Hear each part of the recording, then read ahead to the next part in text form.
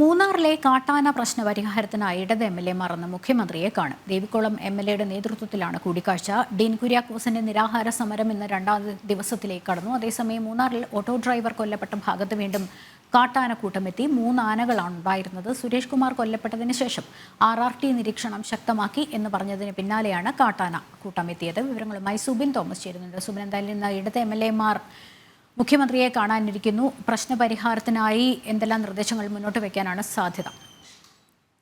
പ്രധാനമായും ഇന്നലെ സർവകക്ഷി യോഗത്തിലെടുത്ത തീരുമാനങ്ങൾ അത് മുഖ്യമന്ത്രി അറിയിക്കുക, വനമന്ത്രി അറിയിക്കുക, അതിനുശേഷം അതിൽ നിർണായക തീരുമാനം എടുക്കുക എന്നുള്ള ആ ഒരു ഉദ്ദേശത്തോടു കൂടിയാണ് ഇന്ന് രാജയുടെ നേതൃത്വത്തിലുള്ള സംഘം മുഖ്യമന്ത്രിയെ കാണുന്നത്. പ്രധാനമായും ഇന്നലെ എടുത്തിരുന്ന തീരുമാനങ്ങൾ എന്നുള്ളത് ഈ RRT സംഘത്തെ വിപുലപ്പെടുത്തുക, കൂടാതെ ഈ മരിച്ച സുരേഷ് കുമാറിന്റെ മക്കളുടെ പഠന ചിലവ്, മറ്റ് ക്രമീകരണങ്ങൾ ഏറ്റെടുക്കുക തുടങ്ങിയ കാര്യങ്ങളാണ്.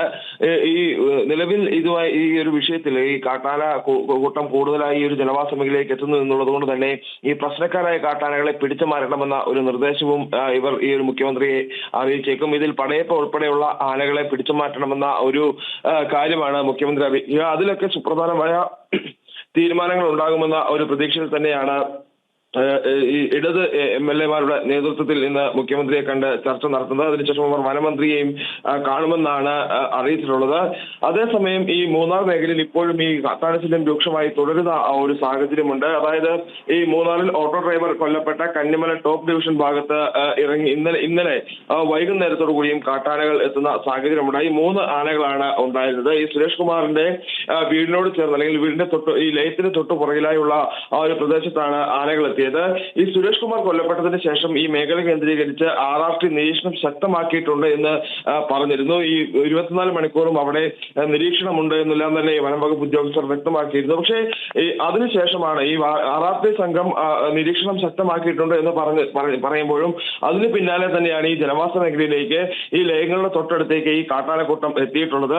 അതിൽ ഗുരുതരമായ വീഴ്ച വനം വകുപ്പിന് ഉണ്ടായിട്ടുണ്ട് എന്നുള്ളതാണ് എടുത്തു പറയേണ്ടത്. വനം വകുപ്പ് നിരീക്ഷണം ശക്തമാക്കിയെന്ന് പറയുമ്പോഴും അവിടെ RRT സംഘത്തിന്റെ വനം വകുപ്പിന്റെ ഒരു ഉദ്യോഗസ്ഥൻ പോലും ഇല്ലായിരുന്നു എന്നാണ് അവിടെ നിന്നുള്ള നാട്ടുകാർ പറയുന്നത്. അതിനുശേഷം ആനയെ തുരത്തുന്നതിന് വേണ്ട നടപടികളും ഉണ്ടായില്ല. നാട്ടുകാർ ചേർന്നാണ് അവിടെ നിന്നും പിന്നീട് ആനയെ തുരത്തുന്ന ഒരു സാഹചര്യമുണ്ടായത്.